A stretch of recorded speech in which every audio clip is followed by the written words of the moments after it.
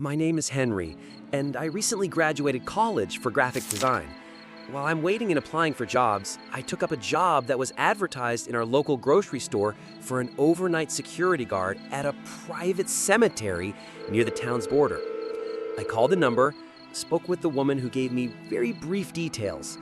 What took me by surprise was the pay. $30 an hour for a 10-hour shift. At this point in my life, I needed cash to scrape by before I landed something in my field. The woman told me to be there by 7 p.m., where my 10-hour shift would start at that time.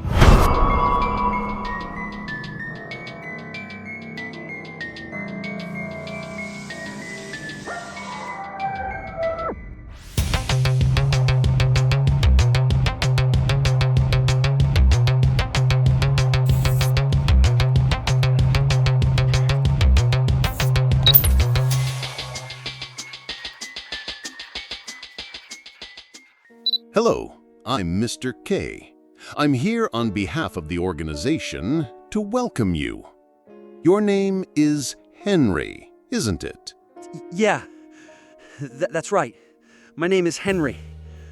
Please, help me. I've never been through anything like this before. Calm down, my dear. We understand and sympathize with what you've been through. You'll be safe here. Everything you say will be recorded for our investigation, and your face will be concealed if you wish. Yes, I'll tell it in detail. Every second I spent there felt like a century to me. Okay, now take a deep breath and calmly tell me your story about that cemetery. I pulled into the cemetery, which was about a 25-minute drive from my house, through a narrow dirt road. The outskirts of town were less developed than where my house was. The trees were thick and dense. It darkened quick here. Further down the road, narrowly avoiding potholes, I approached a rusty old gate covered in hanging moss. I drove through the open gate, going deeper into the wooded area, darkness circling in on me.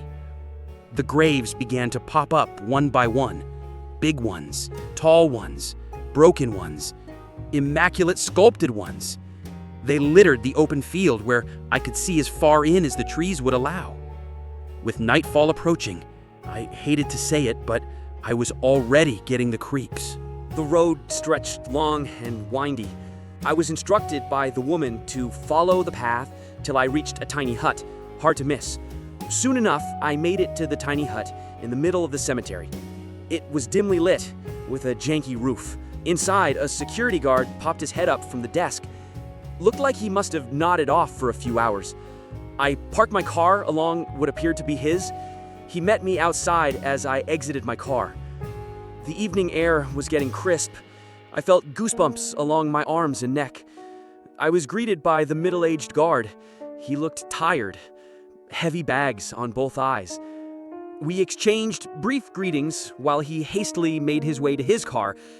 Before he got in, he turned back towards me, his eyes a little more awake and alert than before.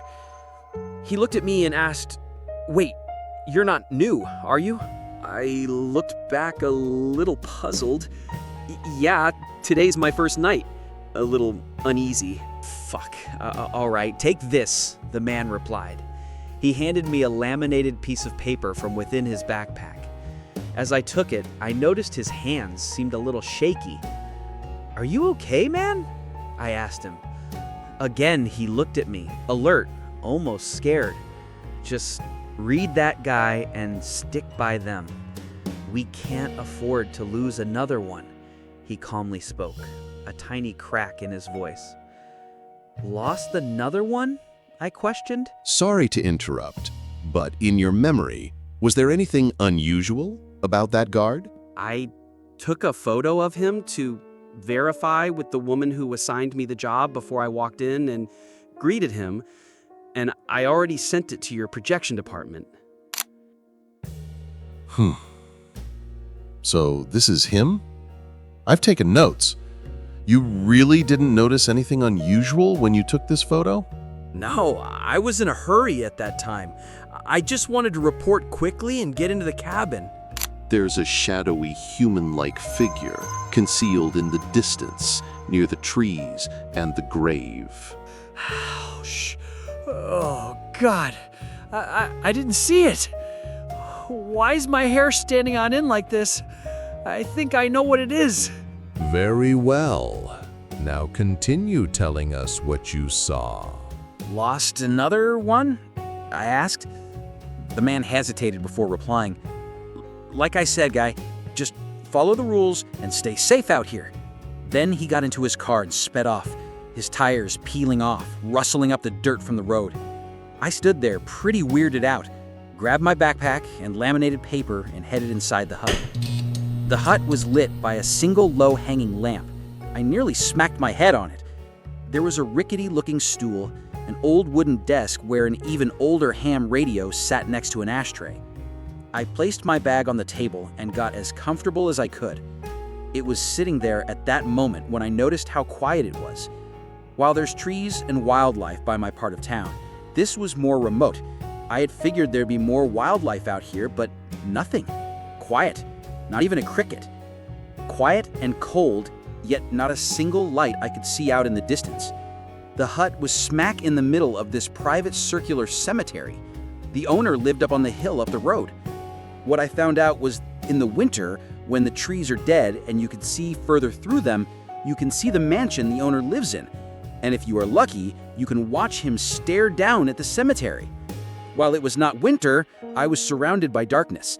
I suppose you also took a photo of that mansion. Of course, I have it. Let me send it to you. I'll send a request to the local authorities to investigate the owner of this property. Thank you. The hut barely lit up the area around me. The few feet in each direction of the hut was an unmarked grave, old-looking, all bent out of shape. While I scanned my limited horizon, I nearly jumped out of my skin when the ham radio began to go off. The static creaked to life, and faint voice broke through. I fumbled around with the receiver when a woman's voice came through clear. I recognized her voice as the one that I spoke with from before. She was stoic and not very forgiving.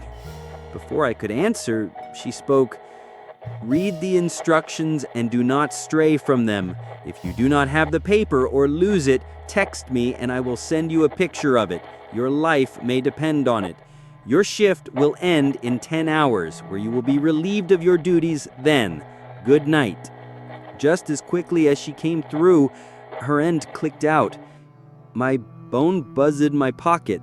It was a text from an unknown number. 2 months' pay in advance has been wired to your bank account. My phone buzzed again, an email from my bank for a recent deposit. I stared wide-eyed at the large deposit I had just gotten. This job had got to be too good to be true. While I ruminated over my phone, my attention was cut short by a rock thrown at the hut's window. My head shot up, nothing but the few graves around me. "Weird," I muttered under my breath, voice unsteady. Back to my phone, scrolled through some emails, checked my account once or twice more. Then again, clank, something hit the glass. I stared out into the voided darkness around me. I couldn't see further out than 10 feet in either direction. My stomach was beginning to feel uneasy now, and the woman's warning was beginning to creep back into my head. Why would my life depend on it? I whispered, my voice trembling. Harder and harder, I ruminated over her warning. While I stared out into the cemetery, something caught my attention in my peripherals. Something running. Something quick. Dashed into the darkness, quiet. My heart began to race, breath shallow, stammering on every thought. The darkness, it's playing tricks on me. That's when I gave a look at the laminated paper. Shakily, with trembling hands, I held the paper up. It was badly wrinkled and browning. At the top was the cemetery's address, which I will not say. But under the address were rules, numbered 1 through 10. Number 1, do not investigate any ringing bells, no matter how close they sound.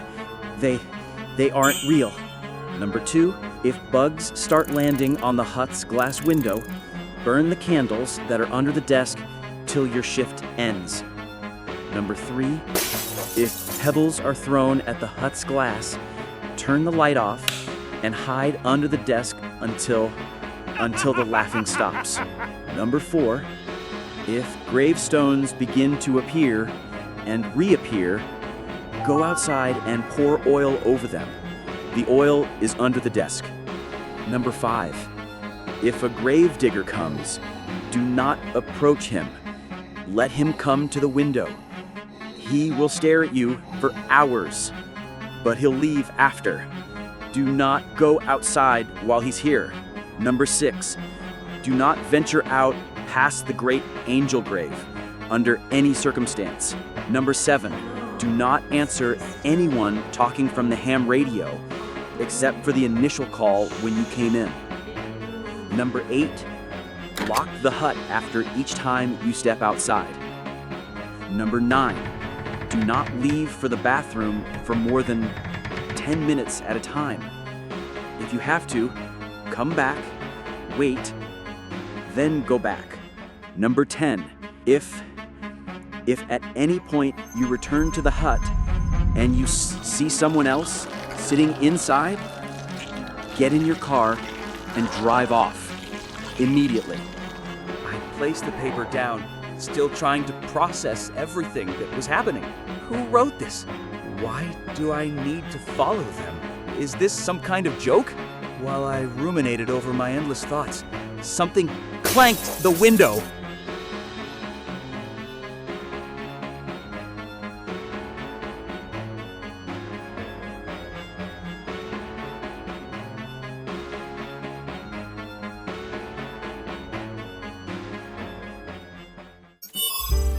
Our customer support team is always ready to assist you. If you ever encounter any supernatural situations, just tell us and we'll take care of it for you. We have the technology to transform your memories and thoughts into images to support our investigation. And please don't worry, all your information will remain strictly confidential. Thank you and have a wonderful day.